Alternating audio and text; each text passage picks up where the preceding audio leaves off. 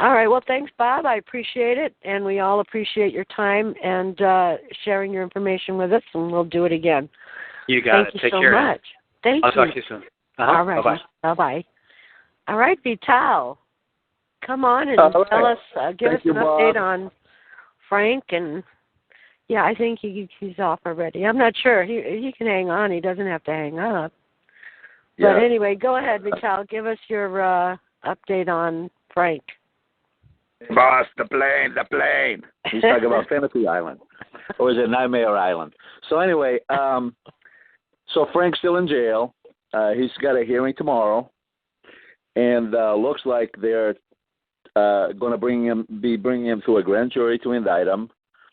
They're charging him with over 30 counts, 30-plus counts anyway. Of what? And they've added counts to what's going on.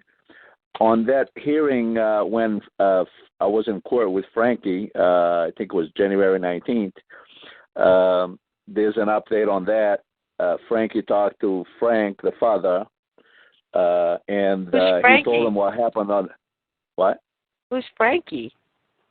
Frankie is the son. I didn't know he had a son. And, okay. Yeah, he's got a son, the same name, but he's not Junior. He's just the same name. Okay. So he filed two claims, one against Mike, the sheriff, the cop, and one against the man from the newspaper. Okay. And I was in court when that happened. So, and I think I told you guys about it a little bit. They never called the case. The judge just gets on the phone and dials a number, and then he starts talking. And I'm telling Frankie to, he had a notice to pass up to the judge, and they're just ignoring him. So eventually they called the first case, which was, I believe, was the one against the cop, the first claim. And the judge said he was dismissing that complaint, not because of the motion that the wrongdoer had filed, or they call the defendant, because they converted it, but on its merits, because there was some elements missing in the complaint. So they hung up on that. Then they make another phone call, and I don't know why he hung up in between, but he called again, dialed the number, and everybody was appearing by phone. Maybe that's why he dialed the number again, because he was calling the Brad Zinn from the newspaper. So this time I speak up. And I said, and they were just about hanging up when I spoke up. And I heard the old man, Frank, say, no. The judge asked, do you have anything to say, Frank Russo? And he said, no. And they hung up. And then I said, Frank Russo is in the courtroom. And the judge looks up, because I yelled it. And he goes, the courtroom? Then who the hell was that on the phone? I said, I don't know. But Frank Russo is in the courtroom. And he's got a notice to pass up. Well, he can file that downstairs. I said, he's already filed it downstairs. And then he goes, well, eventually I'll get to it. Eventually he'll get to me, sorry. So anyway. Wait a minute. Vital, you were on the phone talking to the judge? No, I was in the courtroom. You were in the courtroom, and you just, blurted out that he had a note? Yeah, I yelled it out because Frankie was kind of being timid about it. Uh-huh. So, and they had already kind of stopped, the hearing was over because it went pretty quick. And all they were doing was dismissing it. But they had the wrong Frank Russo, right?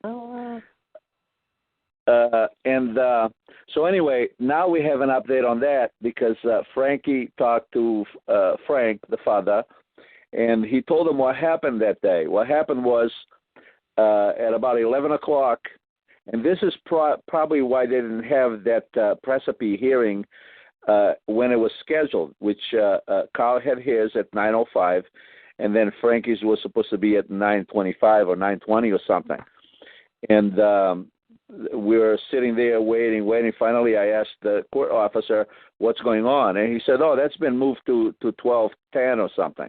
I said, thanks for telling us.